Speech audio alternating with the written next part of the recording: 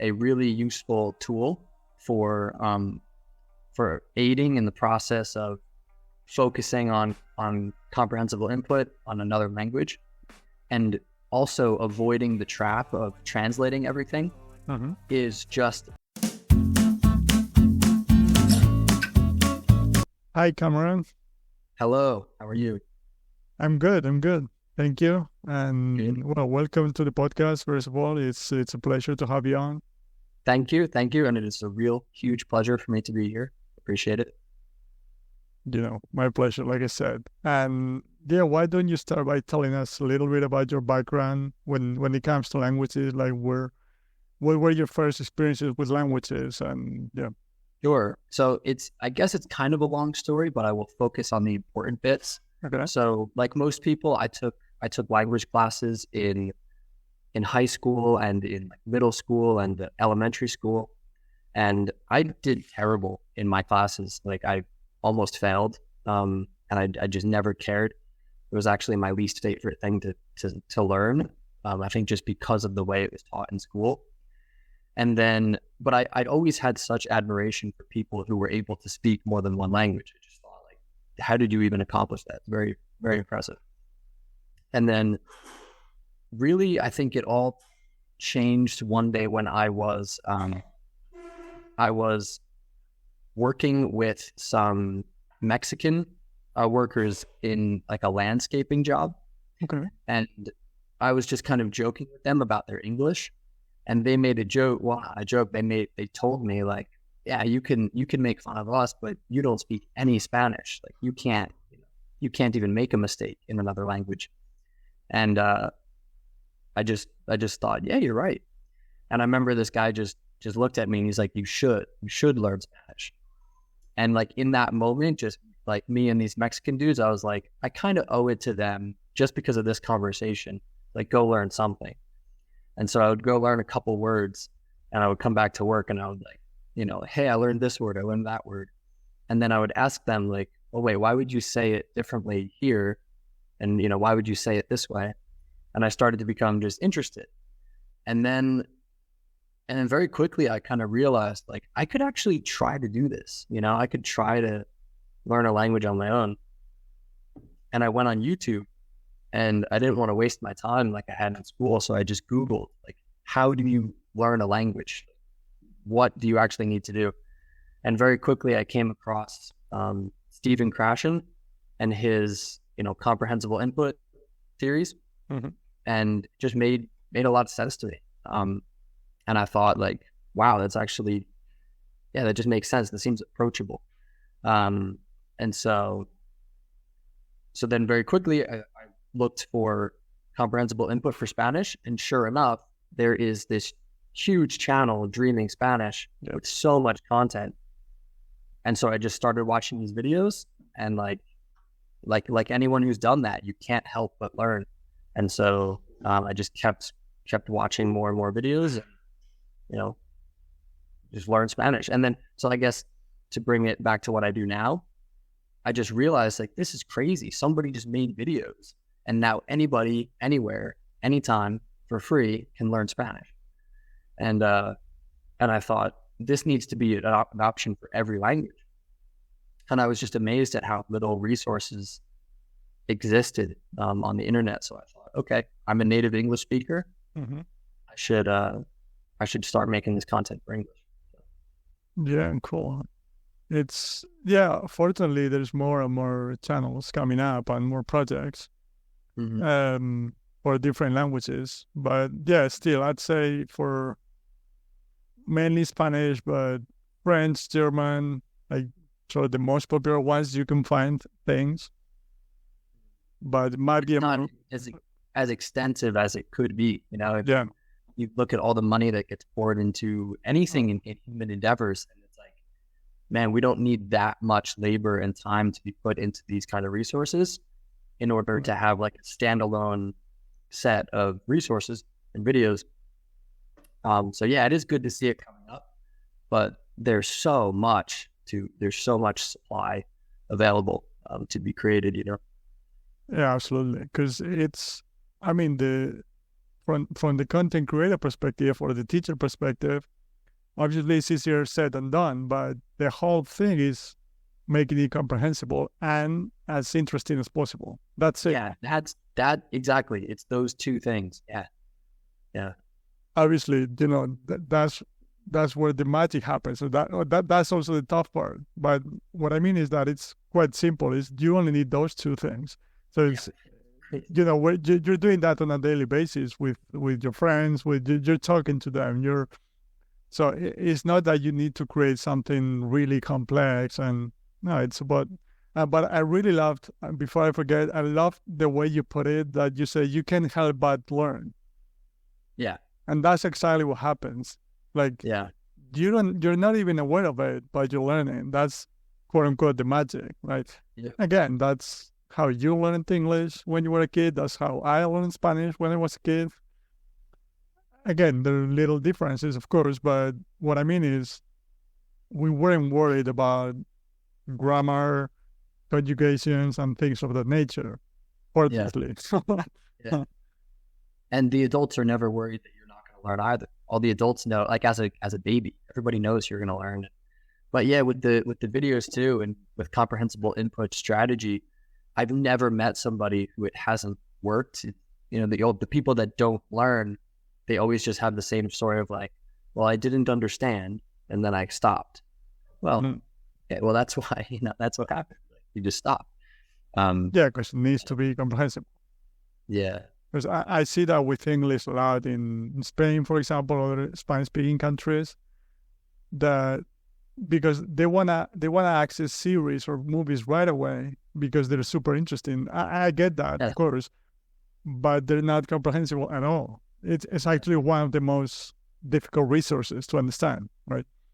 But they want to access that right away, or after not so much time. So they start looking for tricks like subtitles in their own native language, which obviously is going to help them understand because they understand their language, but the English part is noise for them, right? Yeah, that's it's a very big mistake to think that you can like mix your subtitles and you're gonna learn. Right. So I understand that because it takes patience. It's a long process. Mm-hmm. I understand when you've been trying to learn a language for a while, or you've been listening, like you said, with Spanish, Dreaming Spanish has so much content, and there's other channels as well. But sometimes you can start with channels like that, but there's not so much content depending on the language. And you might hit a point in which you've been trying for a while and you don't seem to get to the next level because the easier resources like cartoons and things of that nature, you can understand, but after a while they're not that interesting. Yeah, and so bridging that gap can be a challenge sometimes. Yeah, there is kind of a tough bridge between that intermediate as well. Like getting, there's a lack of resources all the way up to advanced Netflix, sharpening your Spanish or whatever language it is. Yeah, I think one thing that I'm very excited to see in the very near future is just how AI can be used to create these resources. In theory, you could just have, especially with video creating AI, you can just tell an algorithm, because it can create the text, it can create the voice, it can create the video. Yeah. You can tell it, okay, tell me like an interesting story about sharks. I love sharks, or, painting or whatever you like. And just tell that thing, like limit your vocabulary to the first 300 words. Right. And if you're going to use a word over that, just highlight it and give me the translation in Spanish. And it will do all of that instantly. And I think once we can create softwares and applications that just integrate those artificial intelligences, you can just have like a personalized, almost perfect, comprehensible input generating application just in your pocket. Like that, I think that's going to be a very exciting change. Right. That's happening right now. Yeah, on that front, I've been experimenting a little bit with ChatGPT. Still not the same. Obviously, it's not just with text and things like that. But for example, with German that I'm learning now, I tried different ideas, like creating stories, like you said, like use the 1,000 most common words, create a story about whatever, something that you're interested in. I've also done sort of a crosstalk with the chat GPT, like like several months ago I'm still in the process of learning the language, meaning that I can't communicate yet. But like several months ago, I couldn't communicate at all, right? Mm-hmm. So what I did was sort of a conversation with it, and I would use Spanish all the time, and the chat would reply in German. So it kind of a crosstalk. Yeah, crosstalk. Yeah, and then you can use add-ons or like Chrome extensions to listen to it as well. You get both the text and the audio. Yeah. But what you're referring to, that would be like the next step. Yeah, the video adding video to that is just that next level. It's that like third dimension that completes the whole picture. You really don't need anything else after you get good video. And we're already there. I saw something on Twitter like 3 days ago where the AIs are generating like seamless video, very complex, very, very good video. So I think it's just around the corner, and I'm very excited. I almost view the most important thing about making an impact in language right now is like getting the audience and getting the attention, because like I think it's obviously important to make the resources right now, but man, soon it's just going to be an application, I believe, at some point. I think probably soon. Yep. I'll definitely work on that when I can get my hands on enough AI. Yeah, it looks like it. Yeah. And getting back to your Spanish journey, how long did it take you, or how long did you listen to the language until you felt like you were somewhat ready to start going out in the real world and communicating? Sure. So in total, I was just in Montana in the USA, studying for about 30 minutes every day, and for about 3 months. And that was when 3 months was just when I realized like, oh, this is going to work. And then I upped it to like an hour a day. Right. And so the next 7 months was about an hour a day. And then it was about 10 months in that I flew to Spain.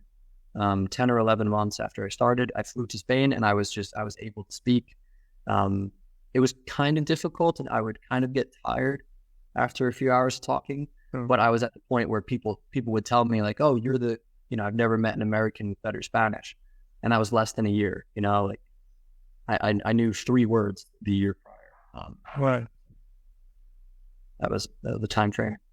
Well, yeah, sometimes it sounds like magic sometimes, because it's, yeah. What I mean by that is because you're actually acquiring the language. The thing is, you're not aware of it because we're so used to consciously controlling the process that when you can't really explain what it's in there, sometimes there's some sort of uncertainty there, that because you can't explain it. If someone asks you, so what do you know in Spanish, right? Sometimes you're 6 months in and you can say anything, but right. I feel like the language is getting in your head.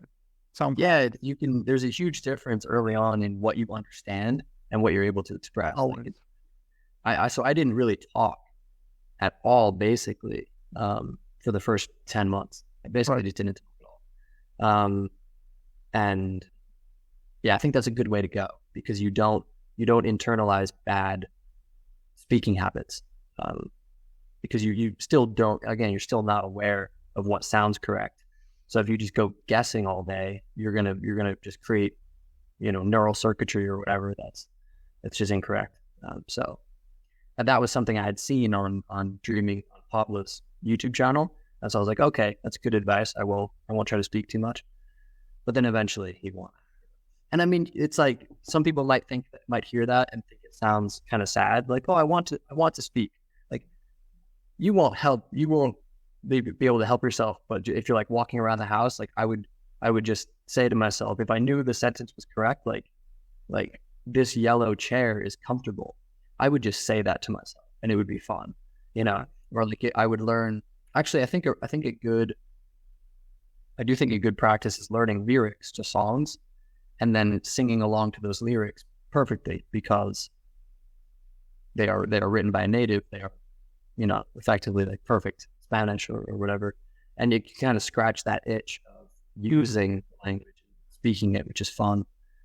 But right. Yeah. And do you feel like it helped you with pronunciation as well, the lyrics part that you're talking about, or was it just scratching your itch, like you said, like you wanted to speak, but you feel like you weren't ready yet, so let's do this. It's sort of a stepping stone, right? So yeah, to me, it more so, it kind of just feels like a little reward along the way, because when you're just inputting, like there's a certain level of how rewarding that is when you're just watching and you're able to understand. But for a long time, you don't get the satisfaction of like making a friend in that language and speaking and telling a story. And so music is just kind of this other nugget of like, fun thing that you can now access because of what you've learned. But I do attribute, pronunciation, all of that, to just the hundreds of hours of normal videos. But it definitely helps. It definitely doesn't hurt. Certainly doesn't hurt. Mm-hmm. Yeah, it is. I was just curious, but yeah, again, pronunciation is just like a natural consequence of the accent, the accents you're listening to. I always talk about it. When I do the episodes in Spanish, I talk about the fact that for Spanish people, for example, when they go to the UK, they learn the British accent. When someone goes to America, they learn. It's not a surprise that they speak with American accent, right? Right. I learned English by watching the NBA for the most part. So I guess I sound more American than British, or even though I listen to British English sometimes, but it's mostly American. So it's not a surprise that I use American more than any other accent, right? That's cool. That's cool that you watched NBA. That's nice. I think that's fun. I remember realizing that I could do something like that because they'll use kind of the same vocab, like he's passing here, he's dribbling here. There's a set of verbs that are used in any context.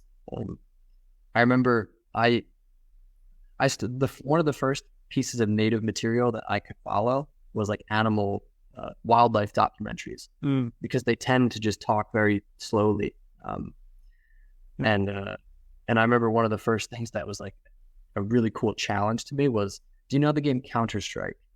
Yeah. The video game. So I would watch the ESL España professional Counter-Strike matches. Okay. And 6 months in, I would play it and it was just like I understood nothing.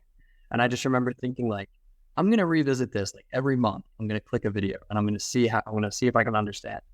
And it was so satisfying after just a few months later.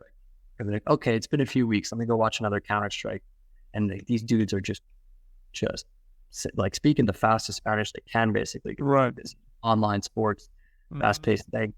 And real time as well. So it's like you don't have time to think about it from their perspective. I mean, so they're just talking, as something comes up on the screen, they got to talk right away, right? Yeah. So it's like almost their job as entertainers to speak really fast. Yeah, right. Part of a commentary thing. So it's definitely not beginner material. Right. Yeah, but I think there's something about those resources. Well, first of all, is they're interesting. Basketball to me in that case, and video games for you. Mm-hmm. But also, especially with sports, is not only are they using the same expressions over and over again, but when they're actually commenting the game, as they're talking about something that's actually going on at the same time on the court. Right. So you listen to it, but you see it at the same time. Mm-hmm. Like your thing sounds a bit more complicated because of the language they're using and how fast they're speaking, but I guess it falls into the same category somehow because they're talking about, there's someone behind the corner, watch out, whatever, right? And you see that at the same time. So it's like, it's easier to connect the ideas. It makes it more comprehensible. Yes. And actually that brings me, I think this is a good place to mention something that Minecraft, the game Minecraft, that you had commented on. So it's like, that game I think is perfect for language acquisition because it has everything in like almost like the real world. You know, there are trees, there are rivers, there are caves and rocks and all these useful words, and there's so much to do, and the whole time you're narrating what you're doing, and it goes down to like the most basic things. I'll give an example really quick of like, you know, I can be walking somewhere, and then I can say, I'm going to go over here, and then I'll go over there, just walking.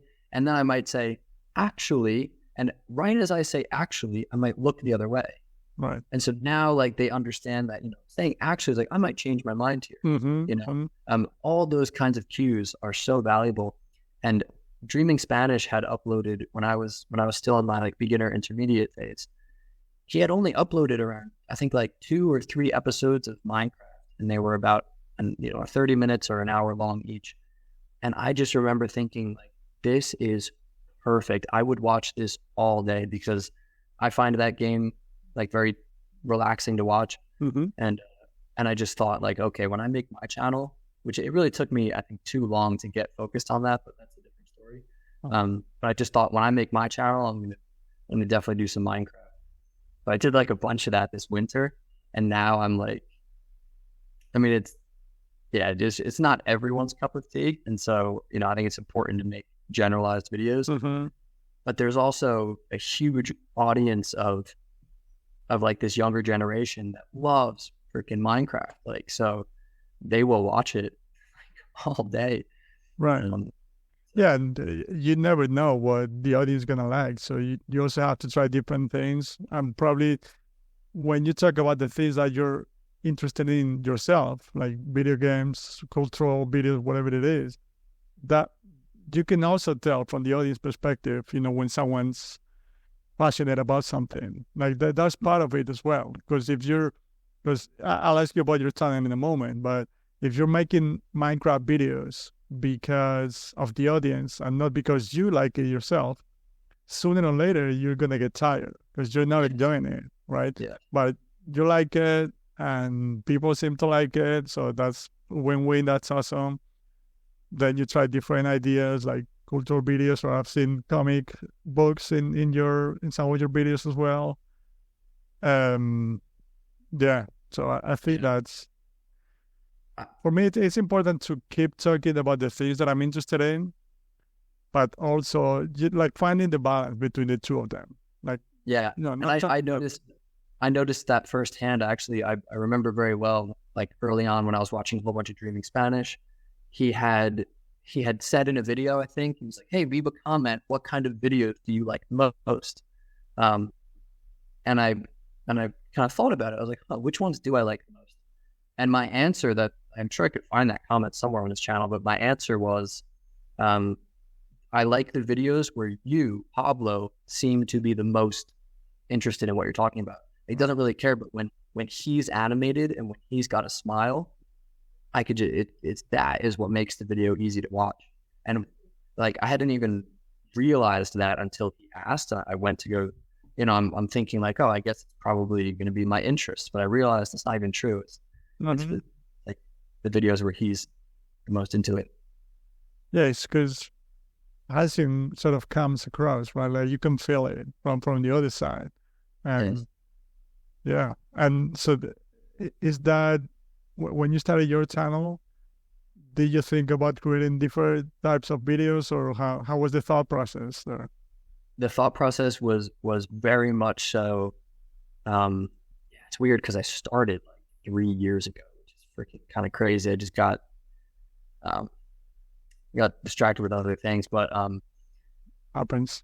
The thought process was definitely to make interesting things.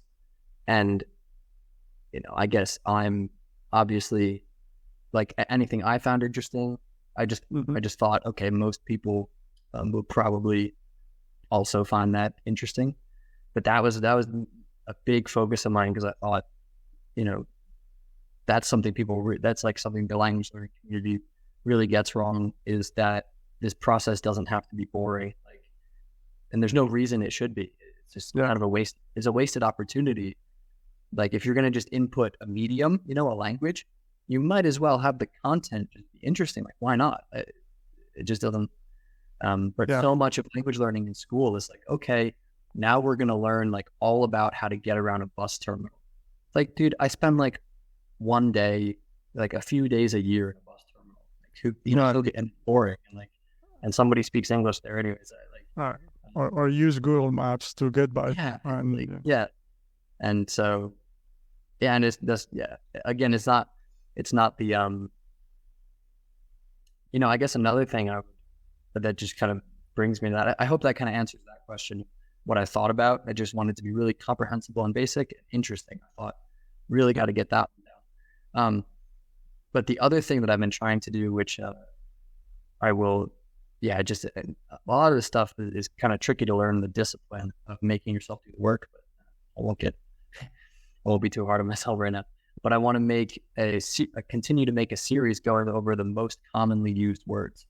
Because that's something I actually haven't mentioned to you yet about my Spanish journey. Was I had the only thing I really spent money on was like 1,500 flashcards. I had a stack of flashcards. I have a picture of like the stack of it was from my elbow all the way to my pinky, like this stack of like 1,500 words, and I would learn like around 10 new words a day, like 7 or 10 or something. And I would just flashcard them, and I would go in the order of the most commonly used words. And that was a tip I had gotten from Tim Ferriss from his podcast. Mm-hmm. And so that was very helpful. And then when I tried to learn a little bit of French the same way recently, like I noticed that the French is not a phonetic language, and so you don't really know how to pronounce these words. Right. That was kind of frustrating. Like even when there are these little hurdles in your way of learning a language, it can actually cause like a substantial amount of, like it can stop you a lot, even though it's a small hurdle. Like mentally, it can be hard to get over these little, I find. And so just the fact that like, okay, I can learn these words, but now I have to go into Google and like type them and listen to the robot voice pronounce it. I have to try to remember that. I thought, man, I should just make a playlist where we're doing like 5 words a day, and I'm giving the context, I'm saying it, and then people can use that video to accompany their flashcarding. So you've got like, if you're spending 30 minutes a day learning, you can spend 5 or 6 minutes flashcard, 5 or 6 minutes, reviewing a video of those new words, and then your other 19 or 20 minutes, you can spend that watching videos. Input. Mm-hmm. And sure. I'm curious, when you did it with Spanish, the flashcard thing, I mean, did you only had the names of like the words in it, or because I've tried them, but I'm not a big fan in general, just telling you up front, because to me, it sounds like it's obviously better than, traditional grammar classes and so on. But to some extent, to me, it still feels a bit like conscious learning, even though it's not the same, like I said. But I'm curious. Yeah. I totally agree. I think, I think it's an open question as to whether my learning would have been better with or without it. Right. I just did it, and I thought it was useful to some degree, but again, I think comprehensible input is way better. That's why I wanted to make a similar thing, but just with, we're still going over new words because you still have to get exposed to these basic words. Yeah. You have to kind of like swim past the foundational knowledge in order to start watching videos. Oh wait, I'm sorry. I kind of forget exactly what your specific question was. No, like when you did it with Spanish, like, because in my mind, if you use flashcards or a similar idea, there are different ways to go about it. Like to me, there's like the closest to the traditional way, meaning just simple words, or are you using context? Or I know what you're doing in your videos, in those specific videos, you're talking about them in context. But that's way better, of course. Yeah, because I'm not translating anything. It's just, you're just getting the word. I'm not even explaining the word. I present it and I'm like, now we're going to use this in context a few times. But the way I would do it in Spanish, which, yeah, I agree, might be like suboptimal. But the way I did it was just English word, like, or Spanish word, direct translation on the other side. And then I would look at the English side and I would try to remember the Spanish word. And I would just do it enough where I had this association of what that word means, which, yeah, I agree. It's definitely not ideal, because it's like, there's English now. Now there's English in my Spanish learning. Like, right. Fundamentally, that shouldn't be the case. But I was a noob. I was new to language learning. I was like, I'm gonna we're talking ideas. There's no judgment, of course. But I wouldn't focus too much on it. I would do it for like a few minutes a day.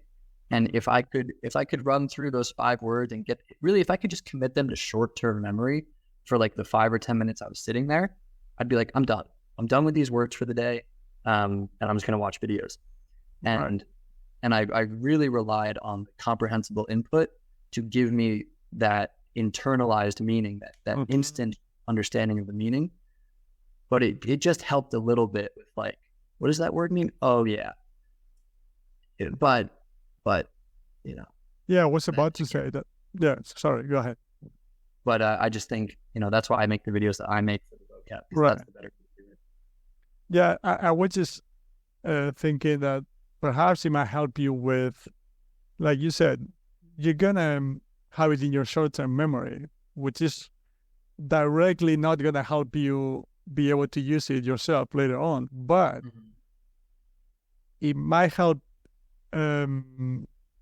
those comprehensible input videos that you were watching be more comprehensible because you recognize the words, right? Yes. So it's not that it's the source of your acquisition, but it helps it. Yes, it's you could kind of think of it like, at the start of the day, that word is not in my universe at all, not in my brain. Right. And then I bring it to the short term, and then while it's in the short term, I use the comprehensible input to try to bring those words to that long term, natural. I don't even know how to describe it. I'm not a psychiatrist. Right. But yeah, because you have it in your short term, that might also help you understand more of the context. I mean, like more of the message from those comprehensible input video. Yeah. Actually, so this just, for some reason, talking about this prompted a cool memory of mine that I want to share, which was, I think this was about 5 months into my Spanish. I remember because in the beginning, this is something that the whole translating to your native language is a very dangerous trap that you have to actually kind of consciously, almost like meditation, because it's like you're not doing anything. You're trying to stop doing something. It's kind of like, actually talking about meditation is a whole other interesting thing, but I'll save that for after this maybe. I remember one time I was laying down on my bed, like before going to sleep, and I was listening to a podcast, and they had said the sentence like, un pueblo al lado de un río, a town on the side of a river, something like that.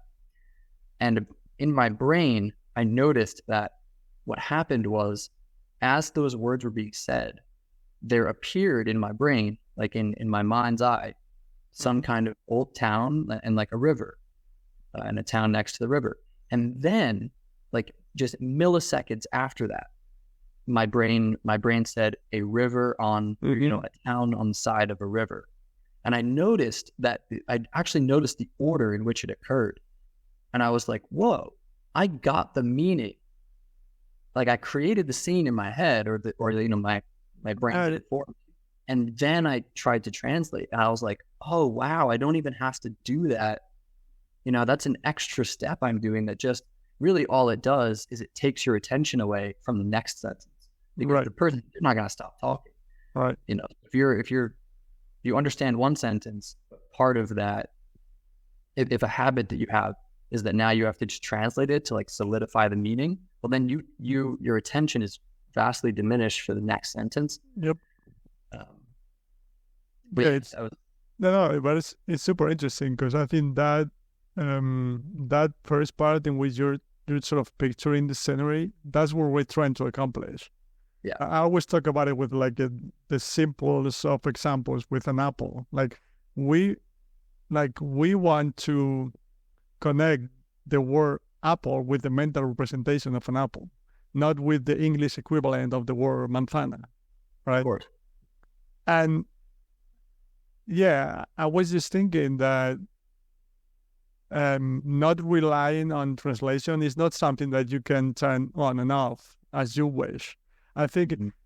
for the most part, it depends on how you are learning the language.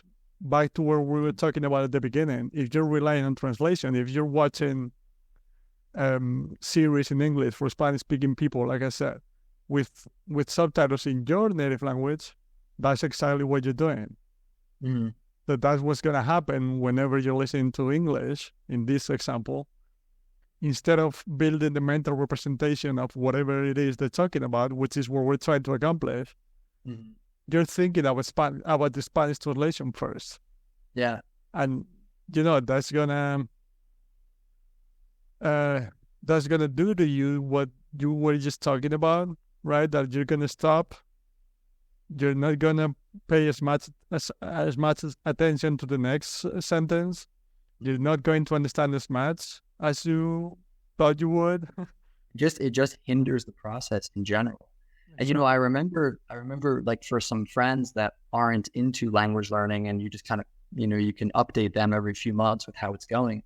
I remember after I was fluent, like one of my friends kind of asked me, or like insinuated that I was translating. He was like, "Oh well, you still have to translate all the time, right? You're always translating in your head." And I was like, "No, like I don't. Like I really largely do not translate at all." And they're just like, "What?" Like like it's very surprising for them.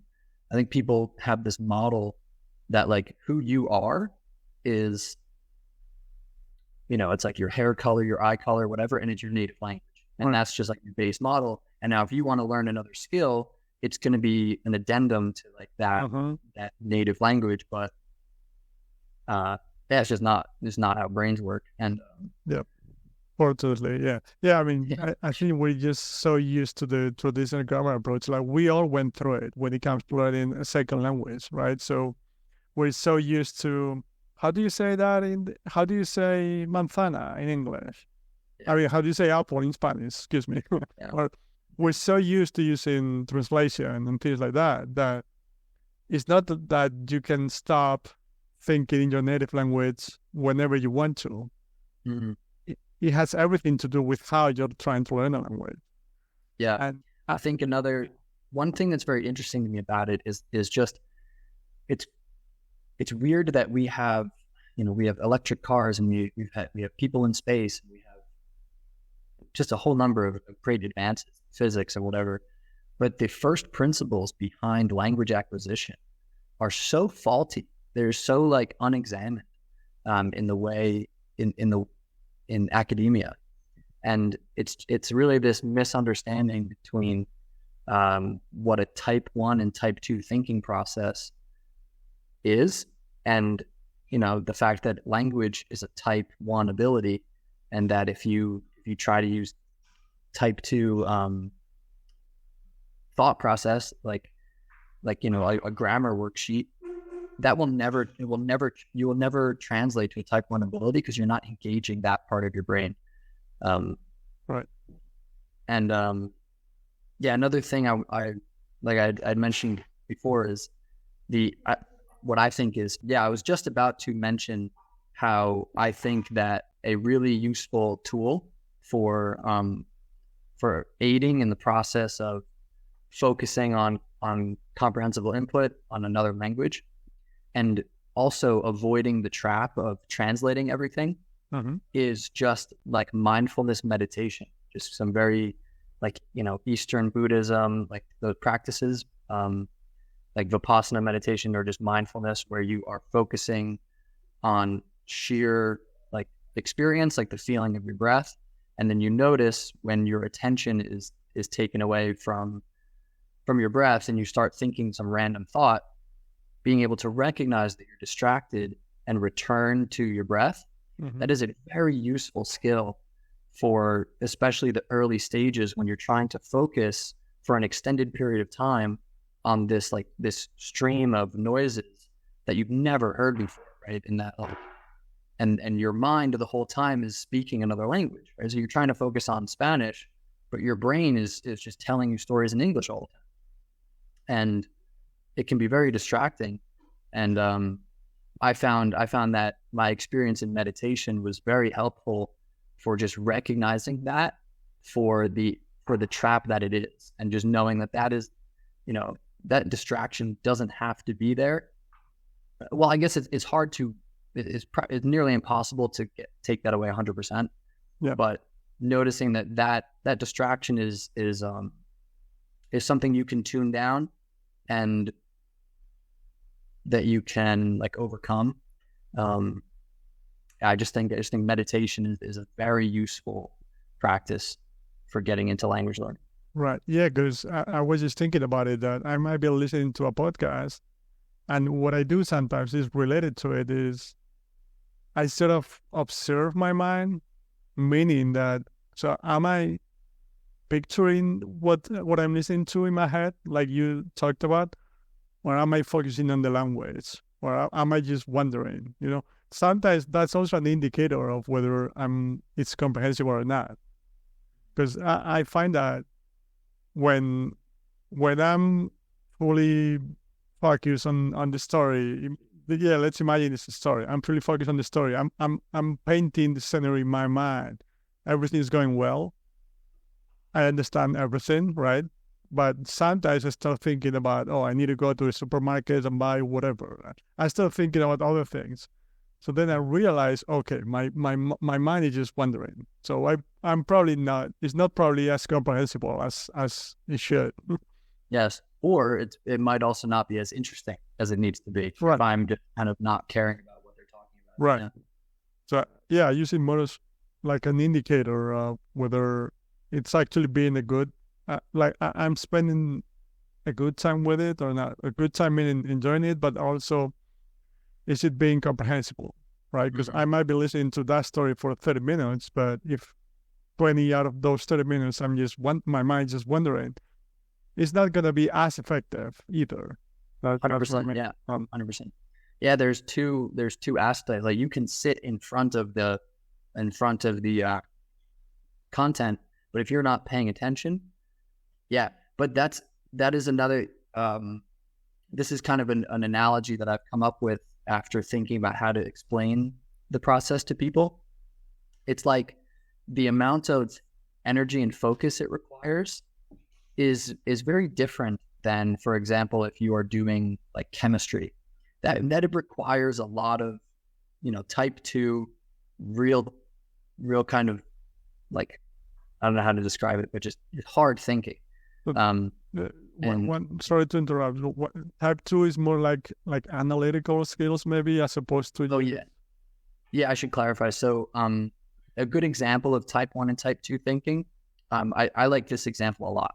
So if you want to take a rock and you want to throw a rock at a moving truck, like you're standing still, you're in the street, and you just want to throw it, that's a type 1 action, because you have this concept in your head of like how fast that truck is running. You can tell how heavy the rock is, and you can just kind of throw it, but it's all automatic. But technically, that is a physics calculation, right? It's just automatic for you. Now, if you want to get a rocket to go to the moon, you can't just be like, yeah, that looks good. Well, right. You have to sit down and you have to really figure out what you're doing. And that's the difference between type 1, type 2 thinking. Got it. Type 1 thinking, it doesn't feel like thinking to people, but it technically is. Your brain is doing something. Yeah, it's more like intuition, subconscious. Yes. Yeah. Exactly. And so, so what I tell people is that, to sit there and watch a video, a comprehensible input, basic video, you just have to apply the same kind of attention as if as if we were walking around an art museum and we were standing in front of a painting. And I just told you, like, just admire this painting. Just look at this painting for like 5 minutes, right? That's not difficult. You're paying attention to it, you know? And hopefully if I ask you, like, were there any people on a picnic in that paint, you could tell me if there were. You were paying attention, but it's not exhausting at all. You could do that all day. We could walk around the museum all day and I could just show you different paintings. And it's that kind of attention and focus that you need, which is very passive on some level. Yep. But it does require some degree of focus. It's just not what people maybe are expecting that they're going to have to implement, you know? Yeah, that's a good example. Yeah. And then just reassuring those people that in the first few weeks, it's really like the first few weeks, a couple months that are crucial, is like, it's not going to feel like you're understanding. It's going to feel like everything's going over your head, but that's okay. Like your brain is paying attention. When you go to sleep, your brain is sorting all of this while you sleep. Like, just trust the process. Yeah. That's really a very important advice, is like believe in the first principles of what you're doing and just trust the process and have patience. Yeah. And yeah, I always talk about it as well, but I think that's probably one of the most difficult parts about it for most people. Again, because of how languages are taught for the most part, right? Because we're taught to pay attention to consciously pay attention to form, to grammar, and so on, to consciously control the process overall. Yeah. So again, telling someone to just relax and listen to something and make them believe that the process is working by doing so is going to be challenging at the beginning, right? Because we're just not used to it. But again, that's just the way it works.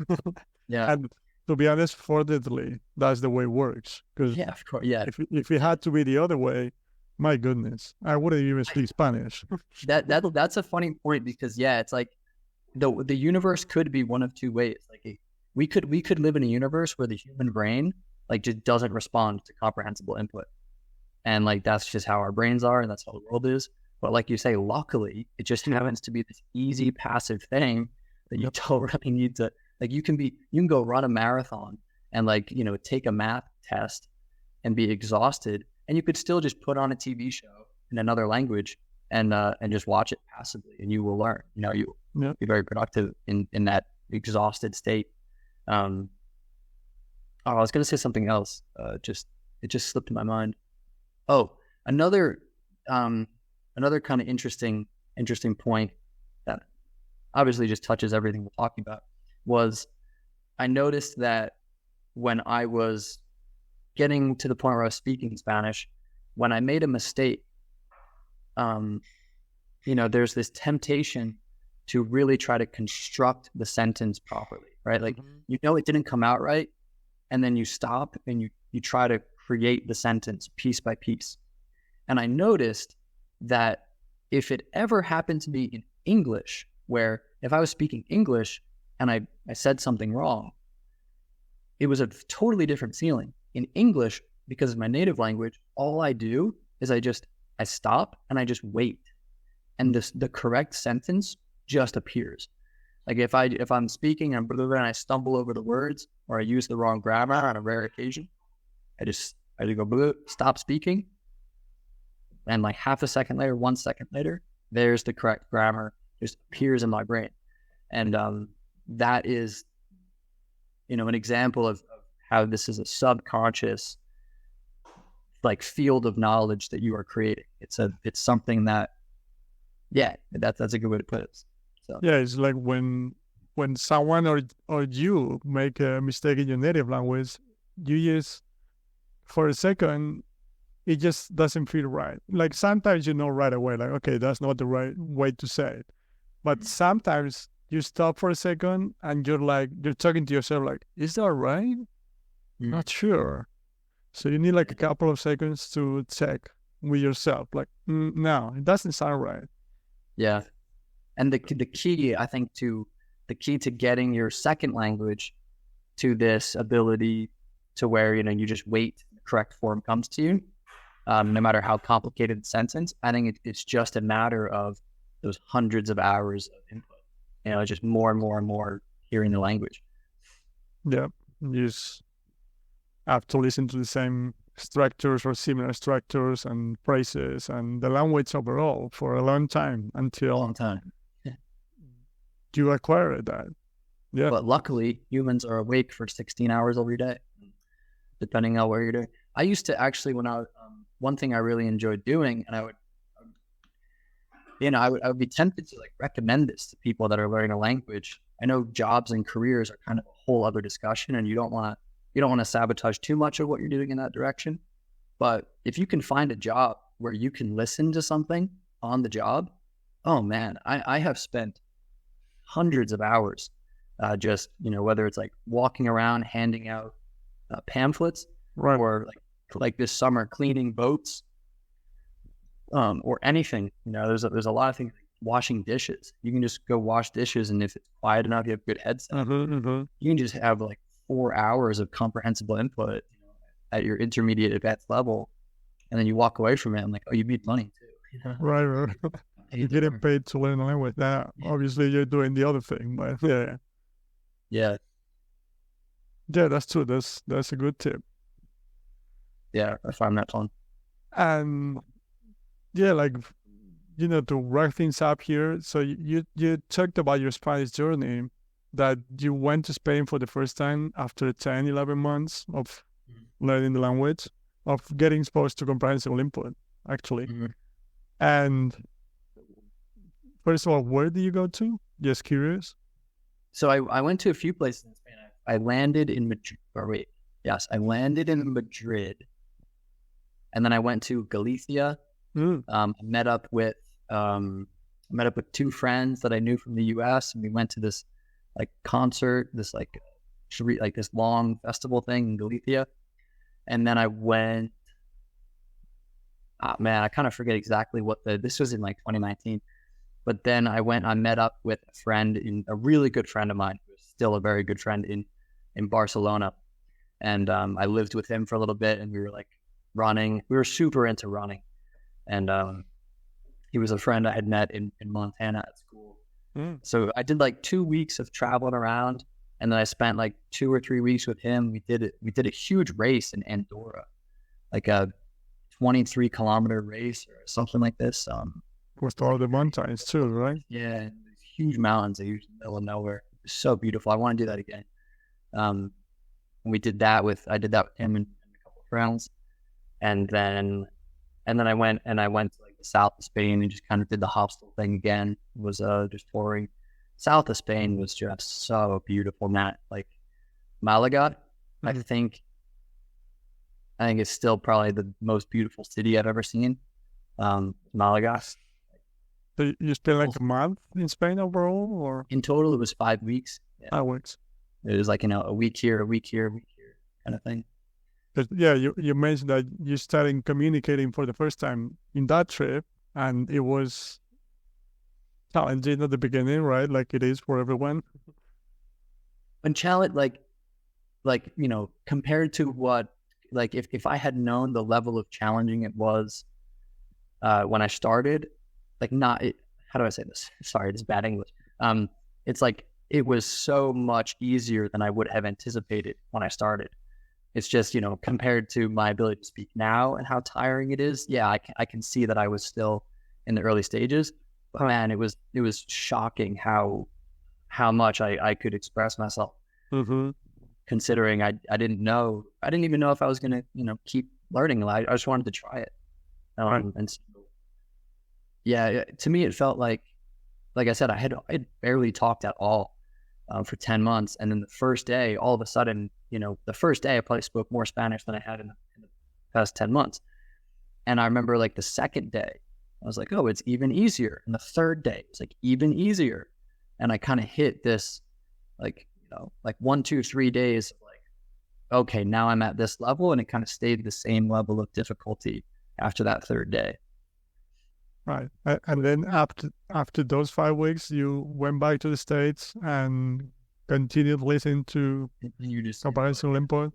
And then I'm setting it up to ask about the difference between that first trip in Spain and the next time you had to use the language? Like, what were the differences? Because I'm guessing that after that trip, you kept listening to Spanish for quite a while. Yeah, every day. But you felt the difference that second time you had to actually use the language, right?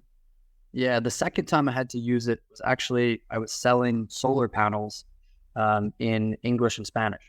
So I got this job, and I was like the youngest kid there. I had no sales experience, but I was like very excited to learn. And I remember the interview. You could tell the guy just had this look of like, screw it, we'll hire him. And I think it came down to the very end. He's asking me all these questions, and he's reading my thing. And like at the end of the interview, he's like, "Oh, you speak Spanish?" I'm like, "Yeah." And I learned that was a huge thing in this company, in this business, was like they needed Spanish speakers. So you could see him kind of be like, "Okay, fine." Like he's okay. We'll give him a shot. He speaks Spanish. So I had to go, like half of the appointments I would do every day I would go to a Spanish speaking house, and I would have to explain to them all about this solar panel thing. Oh, well, was that in Montana or? It was in New Jersey. Oh, it was in New Jersey. Okay. Yeah. So that was the next time, and then, but that was a lot of that was a script. Frankly, I had to learn this long ass sales. Sales, I don't like it. It's a very kind of fake way to interact with people, but whatever. It is what it is. Yeah. But yeah, I had to learn this script. But I remember that was kind of intimidating, because I'm like, I had, the only experience I had was these 5 weeks in Spain, and I'm like 18 months into Spanish, and it's like, okay, go like this high profile job to people's homes, like this gringo, like speaking Spanish. Everyone else in the company, all the other 4 people that spoke Spanish, they spoke Spanish. They were native Spanish speakers, and I'm the only one that's like, I taught myself. Shit. Right. But it worked out. It was good. Nice. And are you looking to do the same thing, or replicate the process with another language, or that's something for the future? Frankly, man, I think I'm kind of unique in the, or I don't know about unique. I just, to me, like it feels like Spanish was kind of enough right now, at least. I would be very interested to learn a language with another alphabet. I think that would be the next thing I want to learn. But I frankly, I just want to wait until the resources are better. I can't find there's nothing like dreaming Spanish or like Thai or Hindi or Russian. But those languages interest me. Japanese interest me. Like, I want to learn one of those where it's a different writing system. That seems cool to me. But I've tried to learn a little bit of French, and the fact that I can't stick with it just shows like I'm not super passionate about personally learning a lot of languages. I just decide to work on this because I think it's the most impact I could make in the world, probably. But in theory, I could sit here and watch like an hour of French every day, and I would learn French. I should be fluent now. I started doing it a while ago, but I just don't care enough. Yeah. No, that's. Yeah, you could say it's unique, but no, actually, I've heard some people talk about. I mean, not exactly the same idea, but the fact that they learned Spanish or whatever the language was because they loved it, they lived in the country, or they were in love with the culture, and they wanted to learn that one language, but they're not really that interested in other languages. So yeah, that worked. Like, learning the language for them is, or for you, is more like especially a connection with people from those countries and the culture. Yeah, the whole all of Spain and Latin America was very interesting to me. Still is. I still really like it. The language itself, and so partly it is like my Spanish is pretty good, really good, however you want to describe it, but it's not perfect. And to me, it's like I still feel like if I have an hour or two free, I want to just keep my Spanish at a good level rather than do something new yet. But I'm sure that within the next 10 years, I will take up another language. Yeah, but at the end of the day, if you've got 3 hours for your language learning, a day, if you split that into 3 languages, it's going to be an hour each, right? So the process is going to be slower. Yeah, it's just math at some point. Of course, as long as it's comprehensible and you're enjoying it, that's a given. I mean, that's that's necessary. I mean, but if you're spending 3 hours on one language as opposed to 3 hours on 3 different languages, it's just gonna take you 3 times as much time. Yeah, just math. Sounds like a lot, but yeah. So, but yeah, I guess to answer your question, it's just a matter of like.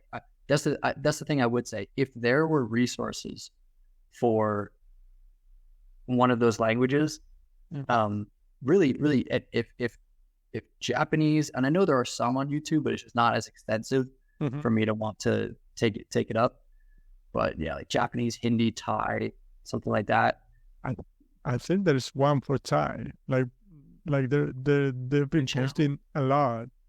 I would say it's comprehensible Thai, if I'm not mistaken. Okay. I know there's a school, man. I actually tried to apply to the school. Right. It was like during COVID, they're like, we don't do classes anymore. But for a time, I did want to go put myself in that physical school in Thailand. I was like, that sounds sweet. Yeah, so like you said, for Japanese and other languages, like you said, it's not as extensive as it is with Spanish.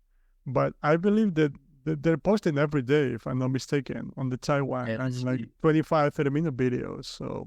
Oh, damn. Okay. That is, it's been a while since I checked, Okay. I believe it's comprehensible Thai, but yeah. Okay. I'll check that out. All right. So yeah, thank you so much, Cameron. And it's been a pleasure. And obviously I'll leave the links to your YouTube channel down below, and for everyone, I'll leave the subtitles in Spanish for this interview, like the automatic ones for Spanish-speaking people who don't understand this yet. So if they want to keep working on their English, and they want to do so by watching Minecraft videos, or I saw that you're reading comic books as well in some episodes, right? And just different fun, interesting ideas to learn the language while you're having a good time. Yes. And hey, I'll keep, we'll keep working. I'll keep seeing how things go. I'll get some new ideas and some new feedback and stuff, and we can probably do a part 2 in Spanish. That sounds fun. It's been a real pleasure. We will. Cool. All right, man. So thank you, like I said, and have a good day. Yeah. Hi, Kameron. Right. Bye-bye. Bye-bye. Thanks so much for watching this interview. I hope you enjoyed it. I hope it was helpful for you. And if you want to know more about language learning, language acquisition, like, what's the best way to learn a language, ideas for language learning, the best resources at different levels, here you can find the whole playlist with all the interviews I've done so far with different researchers, teachers, polyglots, and so on. And finally, right here, you smash this guy right in the face to subscribe to my channel. I really appreciate it, and I'll see you in the next one. Bye-bye.